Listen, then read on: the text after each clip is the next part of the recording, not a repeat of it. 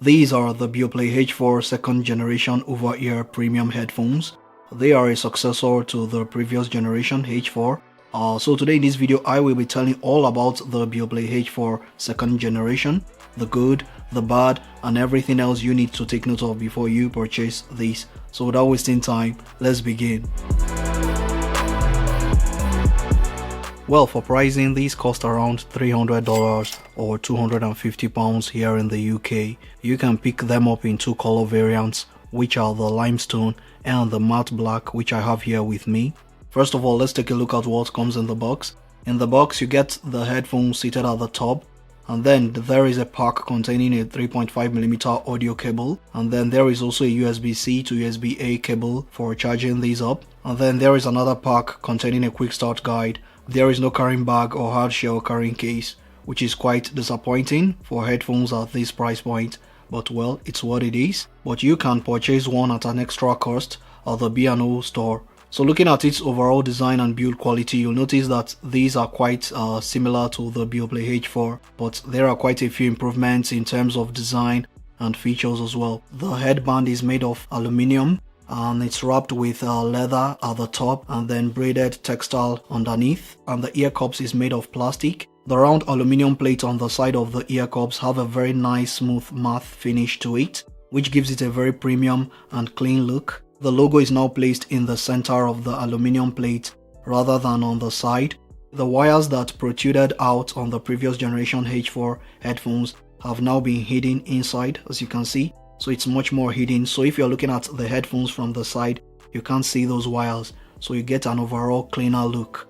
The earpods are made of leather and they feel quite soft to the touch, but they are definitely not the softest earpods I've ever used. The headbands adjust smoothly as you would expect from a pair of premium headphones. They swivel and they rotate to an angle of 90 degrees, so you can place them around your neck or on a flat surface. I would have really loved them to fold up for easier carriage, but they don't still fold up, so you have to bear that in mind.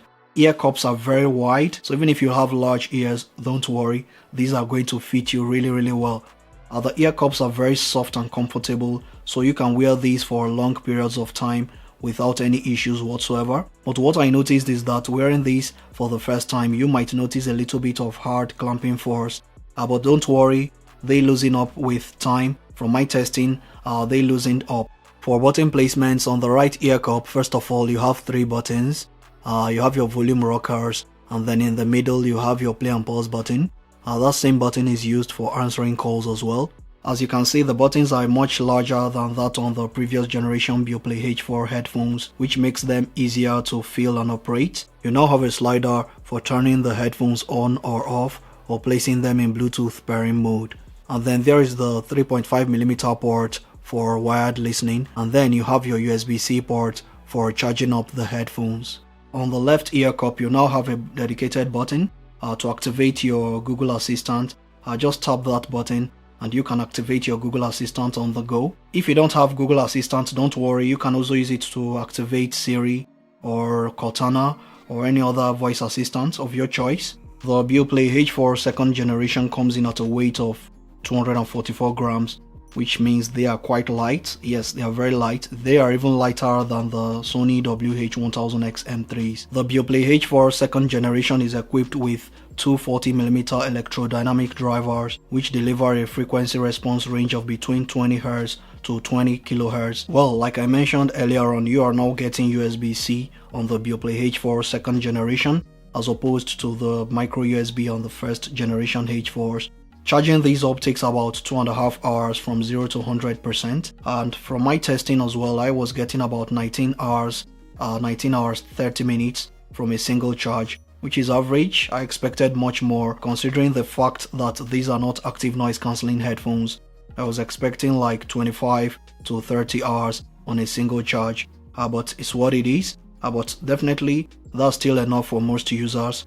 Another thing to take note of is that these have Bluetooth 4.2, not 5.0. Yes, you heard me right. But from my testing, I didn't experience any connectivity issues whatsoever. Another thing to take note of is that these can connect to two devices at a time. So you can connect to your laptop and connect to your smartphone and switch between them. Call quality has been slightly improved from my testing, There is a second digital microphone for clearer call experience.